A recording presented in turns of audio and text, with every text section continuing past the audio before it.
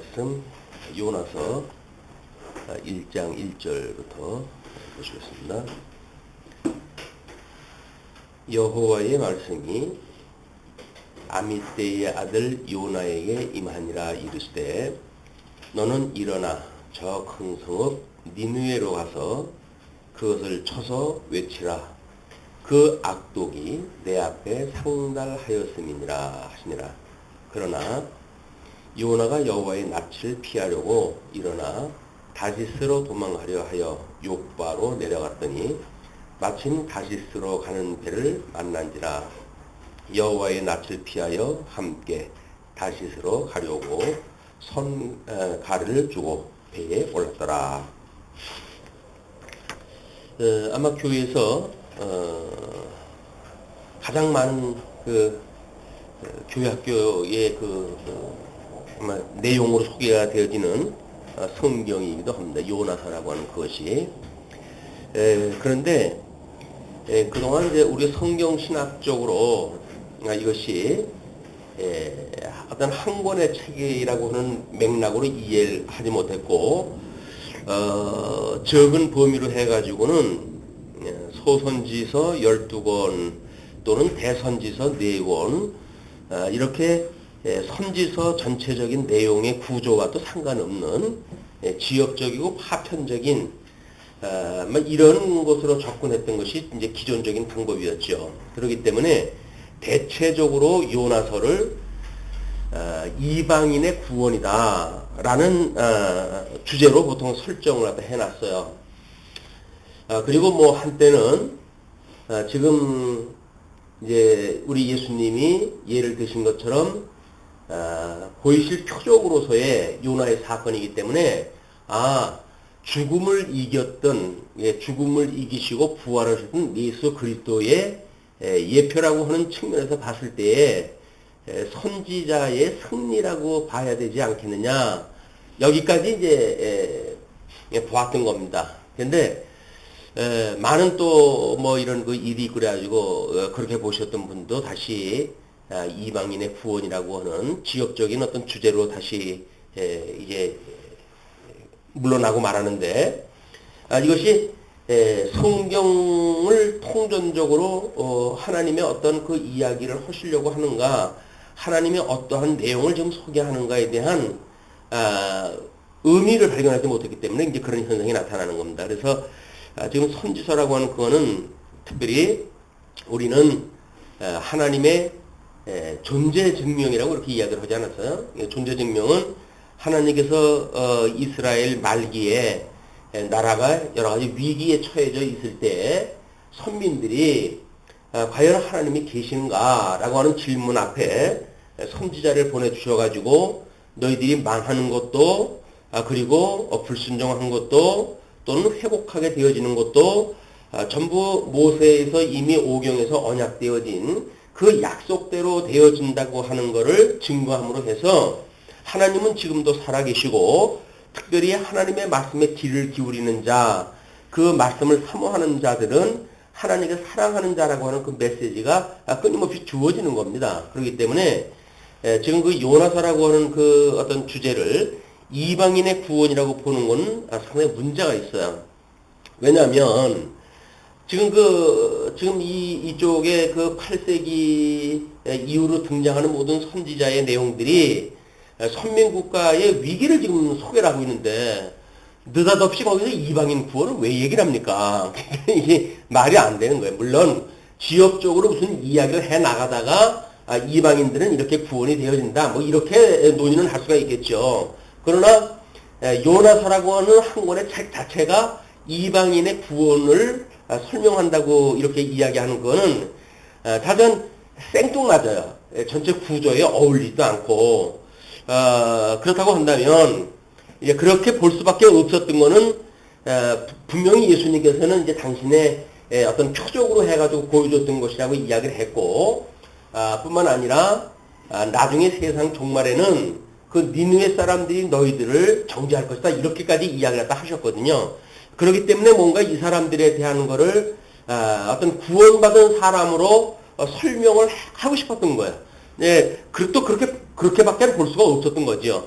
그러나 이제 우리가 이렇게 성경 신학이 재창되어지고 성경을 한 권의 논리로 한 권의 이야기로 보고 특별히 선지서 전체를 하나의 이야기로 구성되어진 내용을 확인하고 보니까 지금 소선지서의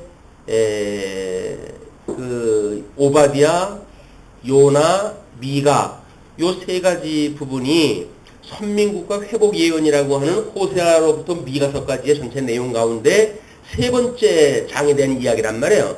그러니까 첫째 번장에서는 북왕조 패망과 선민 회복을 예언을 갖다 했고, 그 다음에 요엘서부터 아모스까지가 선민국가 재난과 회복이라고 하는 그걸 이제 소개가 되어진 거예요. 그리고 이 오베아드야서로부터 미가서까지가 열방과 선민 심판에 대한 이야기입니다. 그런다고 봤을 때 오바댜를 통해 가지고는 우리가 에돔에 대한 멸망에 대한 것을 지난 시간에 확인할 때 했죠. 이 오바댜는 에돔에 대한 이런 그 멸망을 하나님께서 예언하다 하였던 내용이다라고 하는 걸 이야기를 했고, 그 다음에 그 열방 멸망 가운데 하나님께서는 이제 이 나훔서부터 스바냐까지는 전부 대적의 보수를 이제 소개할 내용이지만, 지금 오바댜로부터 미가서까지는 열방과 선민의 심판이라고 하는 대강을 지금 설명하는 내용이란 말이에요. 그러니까 남쪽에 있었던 에돔은 멸망을 시키시고, 그 다음에 북쪽에 있는 니느웨, 이제 아수르에 대한 이야기입니다. 그 아수르는 하나님께서 잠시 심판을 유보하신다는 거예요. 이제 그런 맥락으로 이제 이걸 볼 수밖에 없는 것이, 아마 그 나누드린 교재 보시게 되면 두 번째 그 그림이 그겁니다. 요나서를 통한 모형적 섭리와 실제적 섭리의 관계다, 이렇게 이야기를 했어요. 그러면 요나서는 오실 메시아에 대한 모형적인 섭리니까 예표적이고 모형적으로 과연 뭘 이야기했을까 라는 이야기예요. 그러니까 이거를 전 성경 66권과 구조적으로 이걸 대비해 보지 않으면 그 의미가 매우 지엽적이거나 파편적으로 떨어지게 되어진다. 그래서 전혀 어떤 논리도 안 맞고 생뚱맞고, 그리고 지엽적인 설명은 전체로 놓고 봤을 때 설명하는 것보다 왜곡되어지기가 쉽습니다. 왜냐면 부분 속에 빠져져 있으니까. 그래서 이제 그거를 전 성경인 실제적 섭리에 대한 거로 대비를 했다 한 거예요. 그래서 1장의 요나의 그 불순종 사건과 이제 그래서 결국 하나님께서 물속으로 바닷속으로 던져지는 이런 그 사건이 소개가 되어지는데, 그걸 요나의 불순종이라고 이렇게 이야기했어요.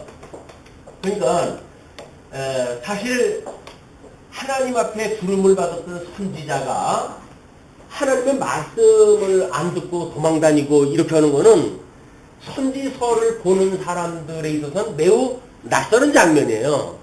물론 거짓 선지자를 세워가지고 거짓말을 하게 하는 선지자는 있어도 하나님의 선하신 뜻을 지금 선포해야 될 선지자가 이렇게 하나님 앞에 불순종하고 도망가고 뭐 이런 그 문제가 지금 만들어진단 말이에요.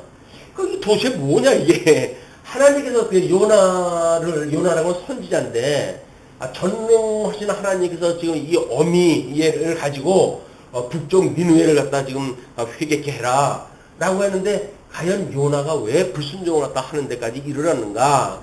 물론 그때 당시에 아마 그 지금 가장 니느웨가 이제 약화되어지기 시작되어진 때, 그것이 765년이라고 합니다. 765년서부터 엄청난 이제 질병이 돌게 되어지고, 그리고 연이어서 이제 어떤 그런 그 일식이라고 하는 불길한 징조, 그 위에 전쟁, 다른 나라와 전쟁을 하다가 대파를 당하는 사건이 있게 되어지고, 다시 또 질병이 이루어지고, 그래가지고 이 니느웨로는 상당히 좋지 않은 상황이 이제 계속 벌어진 거예요. 그러니까 이렇게 어려움의 극한에 정해져 있을 때 지금 하나님께서 요나를 지금 보내신 거거든요. 요나를 보내가지고 이들이 약해져 있을 때 지금 회개를 했다 해라. 너희들이 악이 관영했기 때문에 너희들 40일 만에 멸망시키겠다 하나님께서 이렇게 선언을 갖다 하시는 거예요. 그러면 이런 선언을 지금 전하라고 했을 때 그 요나라고 하는 선지자의 입장에서 보게 되면 지금 북쪽 이스라엘은 여로보암 2세 때라고 그러지 않았어요. 그래가지고 이 어떤 북쪽으로 해가지고 팽창 정책을 쓰고 해가지고 제법 국력이 지금 신장되어지고 있는데 국수주의적인 입장에서 뭐 개인적인 입장에서 봤을 적에는 이거 망하는 것이 오히려 북쪽 이스라엘한테는 좋은 거 아닙니까? 그냥 망하게 두지. 왜 그걸 해결했다고 하라고 하신담? 자기의 생각이 지금 안 맞는 거야. 하나님의 그 부르심에 어떤 자기가 동의를 못 하는 거예요. 예, 이것이, 우리 실체적으로 해가지고는 아담의 불순종으로 해가지고 연결되어지는 겁니다. 왜냐면, 하나님의 선과 악을 알게 하는 과일나무 열매를 따먹지 말라고 그러셨잖아요? 그러나, 아담은 하나님과 같이 될 수 있다라고 하는 사단의 미혹에 빠져가지고, 결국은 하나님의 뜻을 어기고, 그리고 선악과를 따먹는 불순종을 지금 범하게 되어지는 거예요. 그래가지고는, 아담이 숨은 데가 어디예요? 그늘 속에 숨었죠. 그늘 속에 숨었어요. 근데, 요나가 하나님 앞에 명령을 받고, 자기 생각이 지금 하나님의 생각하고 뭐가 안 맞아요. 그래서 자기의 뜻대로 관철을 하기 해가지고, 내가 도망가야 되겠다. 해가지고, 다시스로 가려고 그러는데, 이 다시스를, 저쪽, 지중해의, 서쪽 아주 끝부분 쪽에를 보통 이제 이야기를 하거든요. 그렇다고 한다면,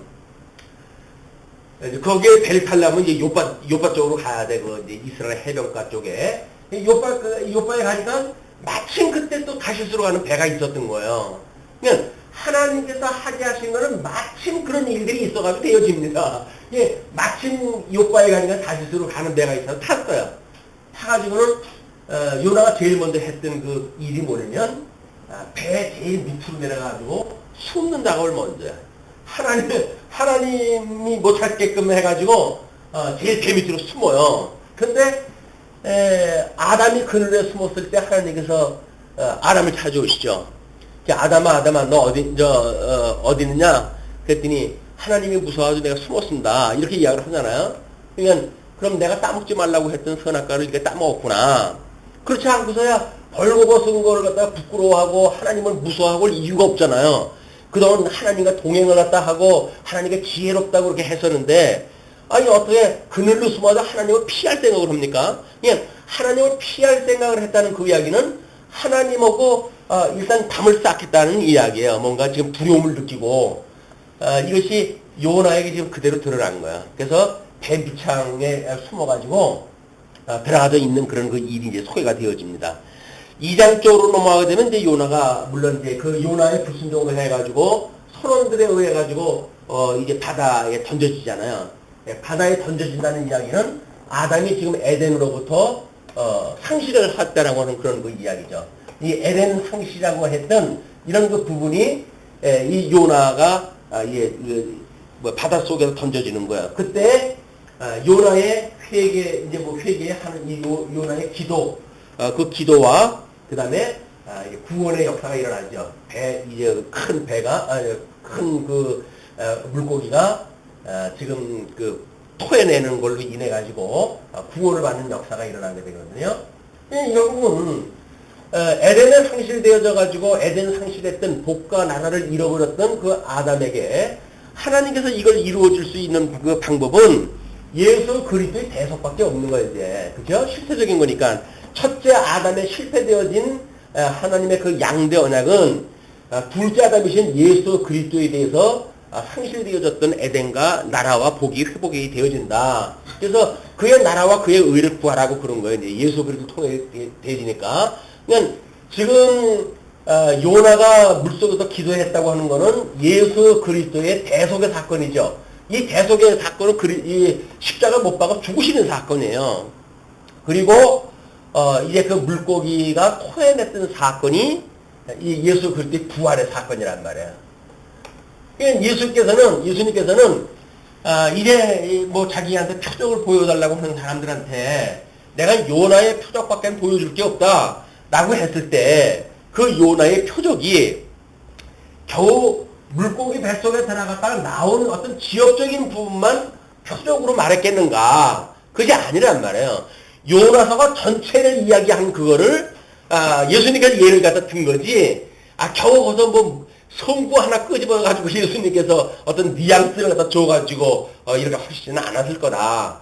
라고 하는 그거는 구속사라고 하는 관점으로만 성경을 볼 수밖에 없었던 한계가 결국은 그게 어떤 그 지역적인 해석을 할 수밖에 없었다 그동안. 그래서 아무리 그 요나서의 내용을 들여다봐도 이것이 그렇게 지역적으로 설명되어질 내용만은 아니다. 그래서 실체적인 어떤 언약성치라고 하는 큰 틀에서 지금 이건 모형적이니까 이 모형은 이 실체에 대한 모형은 실체에 대한 예표로서의 이게 모형이란 말이에요. 예표를 미리 보여주는 사건이니까. 그냥 요나의 사건은 이 대강의 사태를 갖다 보여주는 사건이기 때문에 지금 기도와 구원이라고 했던 그 사건을 다만 예수 그리스도의 죽으심과 부활이라고 하는 요 부분만 설명을 갖다 하는 그거는 앞뒤가 연결이 안 되잖아요. 그러니까 이 예수 그리스도의 대속을 이야기하려고 한다면 왜 대속을 할 수밖에 없었는지에 대한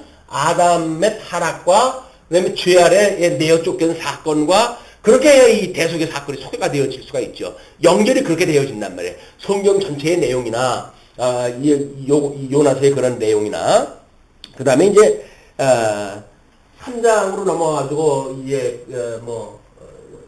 전도를 갖다 하잖아요. 그럼 전도를 갖다 해요.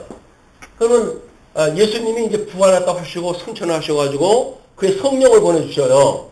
성령이 오시게 되면 너희들이 권능을 입고 권능을 얻고 곧 예루살렘과 온 유대와 사마리아와 땅까지 이르러 나의 증인이 되리라 라고 이야기를 했다 해가지고 결국은 사도들의 전도 그 다음에 이 전도에 의해서 교회의 창립 뭐 이런 것들이 지금 이제 계속 되어져 복음이 증거되어지는 역사가 계속 되어지지 않습니까?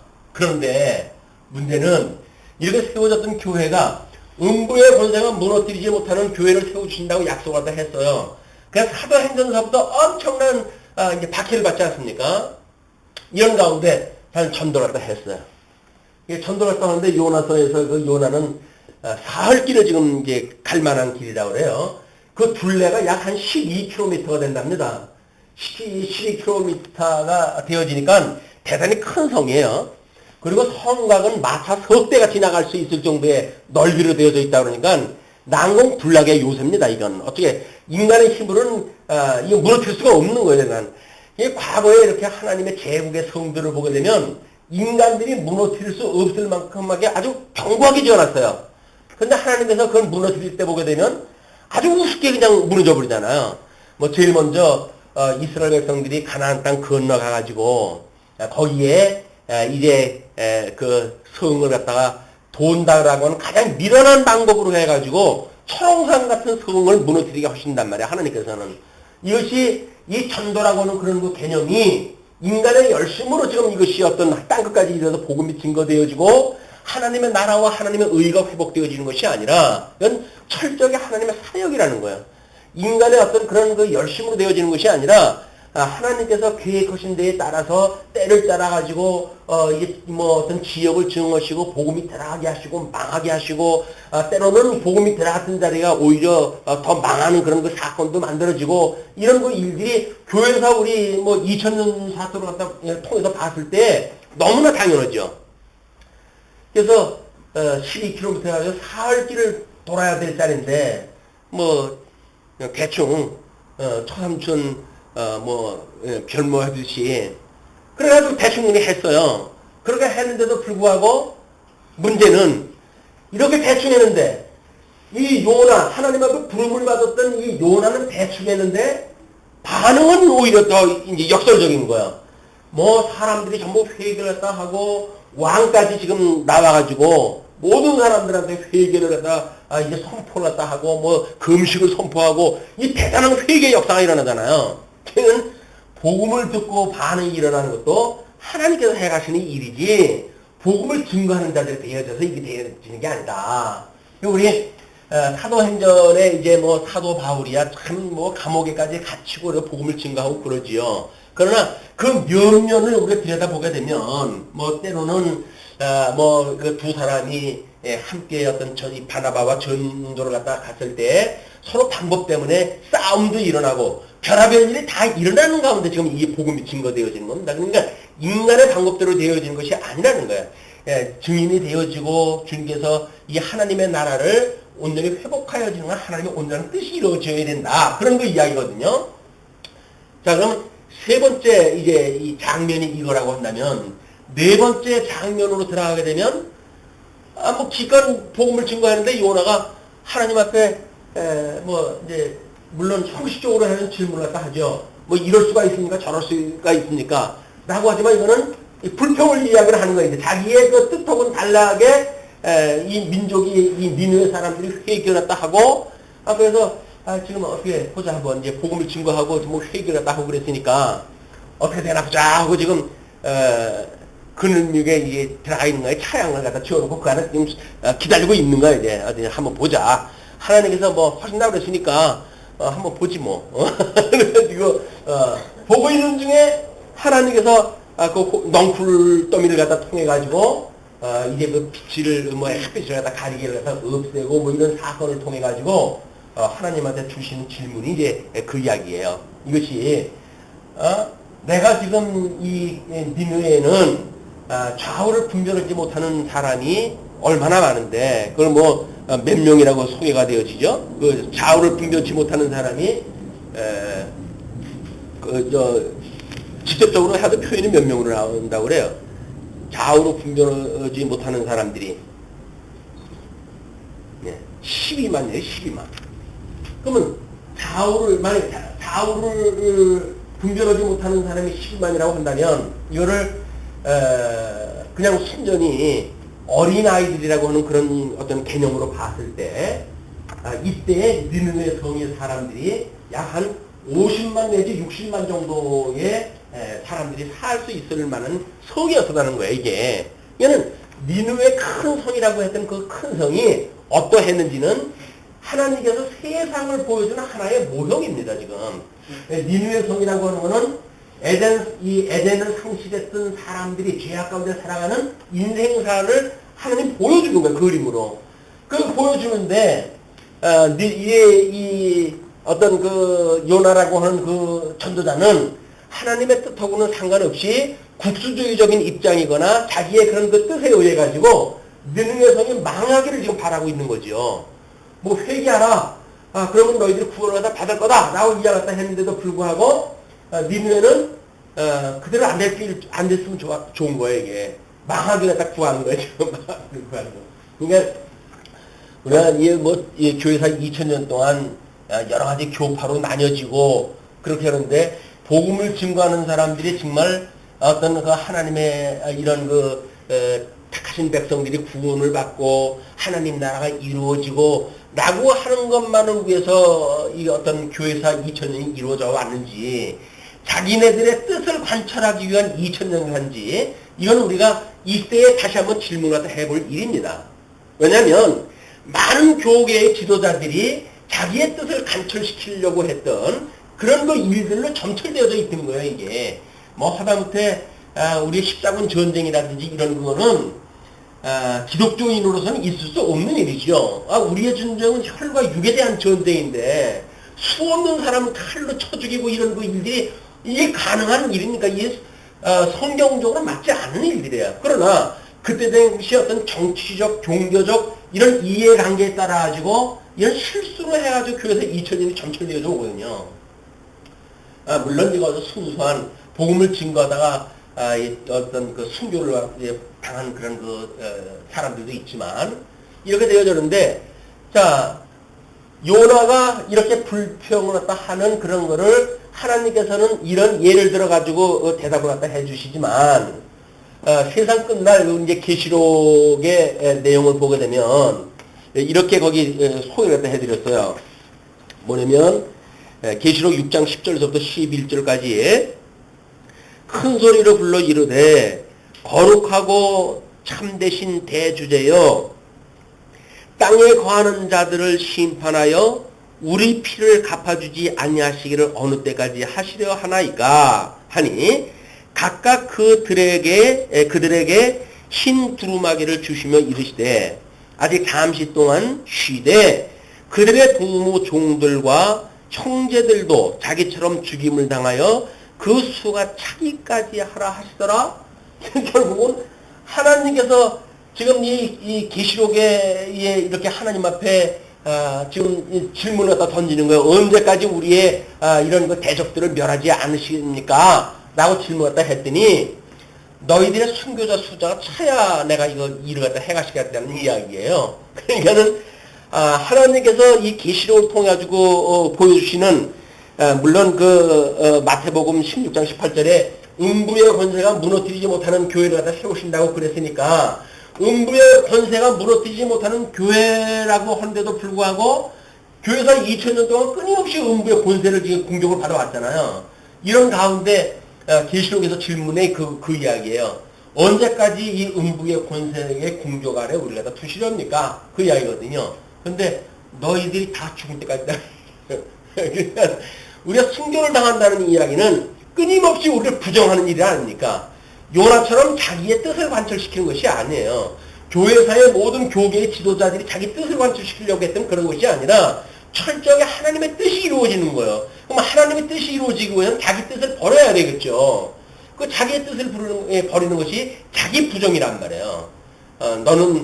너를 부인하고 나를 따르라. 우리 주님께서 그렇게 이야기를 하셨는데 우리가 하나님의 뜻을 깨달아간다는 이야기는 끊임없이 내 생각을 버리는 이야기예요. 그래서 하나님의 선한 뜻을 우리가 구하고 영적 예배를 드리고 이렇게 하면서 하나님을 경외하는 걸 배우는 것이 우리가 이 하나님을 믿고 예수 그리스도를 믿고 하나님을 경외하는 삶이지 뭐 끊임없이 세속에 우리의 뜻을 관철시키고 그걸 위해 가지고 하나님도 끌어다가 뭐 필요 없는 기도에 일꾼으로 시켜놓고 성령도 할 수만 있으면 병 고치는 의사로 만들어버리고 이렇게 해가지고 인간들이 자기의 뜻을 관철해가는 것이 그동안 교회사 2000년이었다. 우리는 요나서 한 편을 가지고 아담 때부터 요한계시록에 이런 전 성경의 내용이 압축되어진 이런 그 의미를 발견할 수가 있다. 이렇게 봤을 때 아마 마태복음 12장 39절에 이렇게 이야기를 갖다 했어요. 예수께서 대답하여 이르시되 악하고 음란한 세대가 표적을 구하나 선지자 요나의 표적밖에는 보일 표적이 없느니라. 그러니까 지금도 표적을 보인다고 한다면 우리가 이 예수 그리스도를 지금 증거할 거 아니겠어요? 예수 그리스도를 증거한다고 한다면 요나의 표적을 증거할 거란 말이에요. 그럼 요나의 표적을 증거한다는 이야기는 뭡니까?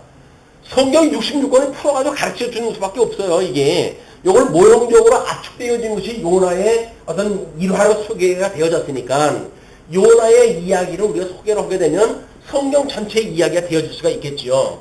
그러나 요나의 이야기를 성경 실체적인 어떤 그런 입장에서 성경 전체의 내용을 알고 요나서를 설명하게 되어지게 되면 성경이 말하고자 하는 전체를 설명할 수가 있을 거예요.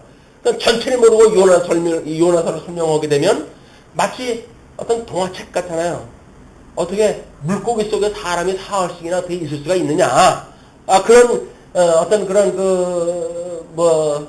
생물학적 그런 그 질문서부터 해가지고 그러니까 또 우리 창조 과학에서는 이걸 또 성경적으로 과학적으로 증명을 해야 될 거 아니겠어요? 그래가지고 큰 물고기 중에 제일 큰 고기가 상어하고 고래니까 그걸 쭉 조사를 다 했어요. 그 중에 또 이제 지중해 쪽으로 이제 있었던 사건이니까 지중해에 사는 그런 그 물고기 누구냐? 사람이 들어가서 있을 만한 그런 그 큰 물고기는 어떤 거냐?라고 해가지고 백상어라든가 해가지고 그걸 찾아냈어요. 이제 거기에서는 살 수가 있을 거다 이렇게 얘기를 한 거예요. 그러나 크기를 봐가지고 살 수 있다고 보는 건 안 되죠. 어떻게 크기를 봐가지고 물고기 뱃속에 들어가게 되면 다 소화액으로 해가지고 들어갔던 것들이 그냥 있을 수가 있겠어요. 그러니까는 그거는 생체학적으로 생물학적으로 맞지 않는 이야기예요. 크기라든지 어떤 이렇게 규모적인 거, 외형적인 걸로 해서 설명을 하는 거는 한계가 있다. 배라고 하는 거는 사망 권세에 빠져져 있는 죄의 종로로 타고 있는 이런 저주받은 인간의 모습을 지금 보여주는 건데 우리 하나님, 성자 하나님께서 그 세상에 인간의 모습을 입고 지금 내려오신 거 아닙니까? 그걸 보여주려고 해가지고 어떤 물고기라고 하는 거를 지금 그림으로 해서 설명을 하고 있는데 그걸 눈에 보이는 물고기로 봐가지고 그럼 물고기 속에서 토해자 학생의 예수님이 살았다. 이런 걸로 보는 것이 이게 이제 문자적인 해석에 머무르고 마는 거란 말이에요. 문자적 해석 보면 맞아요. 물고기 속에 들어갔다가 사흘만 나온 거 맞다니까요. 그런데 지금 실체에 대한 모형이라고 하는 이런 성경 구조의 어떤 감각이 없으면 문자적인 해석에 머무를 수밖에 없는 겁니다. 자, 이 문자적인 해석에 머문다는 이야기는 그걸로만 이게 끝나는 게 아니잖아요. 우리가 어떠한 성경관을 가지고 있는가에 따라서 신관이 만들어지니까 우리가 가질 수 있는 신관은 이런 실체적인 어떤 성경관을 가지고 있는 신관과 이걸 문자적으로 해석을 한 모형적인 어떤 그런 정도의 이런 성경관을 가지고 있는 사람들과의 신관이 달라요. 신관이 다르게 되면 세계관이 다를 수밖에 없는 거 아니겠어요? 그러면 여기서 가지고 있는 이분들이 가지고 있는 어떤 과학과 종교 이런 개념으로 봐도 설명이 안 되잖아요. 창조과학에서처럼 뭔가 어떻게 외형적으로 게 가능하냐 안 하냐 이런 거를 설명하는데 급급하게 되어지니까 역사적인 해석도 오류가 생길 수밖에 없고 그래서 이게 한계가 있다. 그래서 실체적인 이런 거에 의학과 같으면 적어도 우리 하나님은 천지 창조를 갖다 하고 아담에게 양대 언약을 하시고 양대 언약을 이루시기 위해 가지고 행위 언약에 의해 가지고 이들을 다 쫓아내버리고 다 사망 권세 아래 종으로 삼게 하시고 거기에 특별히 은혜를 입은 자들만 창세전에 구원하기로 예정되어진 자들만 예수 그리스도를 통해 가지고 대속의 은혜를 입게 하시고 그리고 이 부활에 참여해서 하나님의 나라를 얻게 하는 이런 은혜가 설명이 되어진단 말이에요. 그러므로 예수님이 이제 승천하시고 오셔서 하셨던 성령의 사건이 무엇인지 이걸 볼 수가 있죠. 그냥 삼위일체 하나님에 대한 신관, 우리는 삼위일체 하나님의 신관을 여기 다 우리는 확인이 되어진 거예요. 그래서 아담에게 양대 언약을 하셨던 성부 하나님의 그런 그 일들이나 그걸 이루시는 예수 그리스도의 사건이나 이 예수 그리스도의 어떤 천상 사역을 증거했던 성령의 사역이나 이렇게 해가지고 이렇게 실체적인 삼위일체적인 하나님을 우리가 깨닫게 되어지고 이 삼위일체적인 하나님을 깨닫고 살아가는 성도들의 삶 또한 이 삶이 문자적이거나 어떤 예표적이거나 모형적이거나 이런 시공형에 갇히게 되어지는 지역적인 삶이 아니란 말이에요. 우리의 삶은 끊임없이 내재적으로는 우리가 어쩔 수 없이 시공간 속에 살아갈 수밖에 없겠죠. 그러나 우리가 초월되어진 하나님의 이런 신앙을 가지고 살기 때문에 우리의 삶이 내재적인 거에 국한되지 아니하고 이 내재적인 삶을 통해 가지고 끊임없이 우리 하나님이 어떠한 분인가를 배우고 깨닫고 정의하는 인생의 본분을 갖다 하게 되어지는 우리의 삶의 문제까지 이게 영향이 미치게 되어진단 말이에요. 적어도 우리가 이런 하나님을 깨닫고 살아간다고 한다면 겨우 물고기 뱃속에 들어갔다가 나올 수 있게끔 해주세요. 이런 기도는 하지 않을 거예요. 적어도 여기서 우리 예수님이 가르쳐 주신 기도처럼 우리로 하여금 시험에 들게 하지 마시고 끊임없이 이로부터 구원을 갖다 해주세요. 그래서 나는 쓴 것도 아니고 온전히 이루어진 것도 아니고 그렇기 때문에 영원한 구원을 사모하며 살아갈 수밖에 없고 온전케 하신 예수 그들을 바라보며 살아갈 수밖에 없고 우리가 그 하나님 앞에 우리가 그분을 경외하고 그분을 의지할 수밖에 없는 의존적 존재라고 하는 것이 고백을 하며 살아간단 말이에요. 그게 나를 부인하게 되어지죠. 여기서 내가 모든 걸 할 수 있다고 한다? 하나님 못하는 믿어 그냥 살아가면 되지. 우리가 여기서 나는 아무것도 아니라고 하는 것이 확인되어지니까 나야말로 정말 우리 아담을 지었을 때처럼 이 땅에 흙으로 만들었던 그 존재인데 하나님께서 나를 그냥 버리게 되면 아무것도 아닌데 내가 무엇이겠는데 도대체 예수 그리스도를 통해서 새 생명을 주셨고 영생을 얻게 하시고 하나님의 아들로 하나님의 자녀로 하나님의 권속으로 삼아 주셨는지 이런 신앙적인 이 감각을 가지고 세상을 살아가게 된단 말이에요. 요나서 공부하나 마나 이제 갖고는 이미 개론적으로 해가지고 성령 전체를 풀어서 설명하다 했기 때문에 그러나 만약에 필요하다고 한다면 이걸 또 확인하다 해야 되니까 그래서 서론적으로 일단 이제 뭐 이렇게 성경관에 의해 가지고 모형적인 실제적인 성경관 그리고 삼일체의 어떤 그 우리 신관, 신관에 따른 세계관 이렇게 가지고 성경적 기독교라고 하는 전체가 이미 다 이걸로 설명이 되어진 거예요. 그렇죠? 성경적 기독교라고 하는 우리 배경을 알고 있으니까 뭐 역사관도 또는 뭐 우리들의 인생관도 또 뭐 우리의 세계관도 요나서 한 권으로 다 정리가 되어졌다. 그러고 보면 요나서가 비록 짧은 성경 뭐 4장으로 되어져 있지만 그 4장의 성경에는 성경 66권이 말하고자 하는 모든 내용들이 좀 담겨져 있는 내용이다. 보화를 캔 기분이에요. 보화를 캔 기분. 이런 걸 가지고 구체적으로 한번 확인을 해 들어가도록 하겠습니다.